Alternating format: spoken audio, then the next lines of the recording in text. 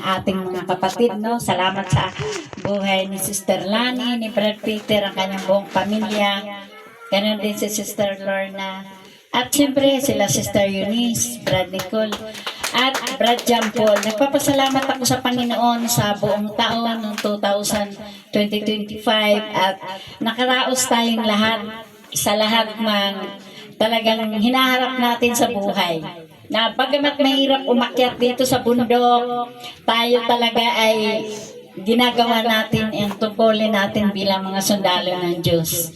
At siyempre, lalo na rin ngayon, 2026, nagpapasalamat ako sa Panginoon na higit na kalakasan, spiritual, physical, siyempre financial, na ibibigay ni Lord sa atin. Umasa lang tayo sa Panginoon na nandiyan palagi siya. Ano man yung daanan natin, magpapatuloy tayo sa Panginoon. At wala nang iba na makakahadlang sa atin kung hindi ang ating pagsisikap at tuparin ang ating mga tungkulin bawat isa sa ating Panginoon na buhay. Amen. Purihin ang Panginoong Diyos. Amen.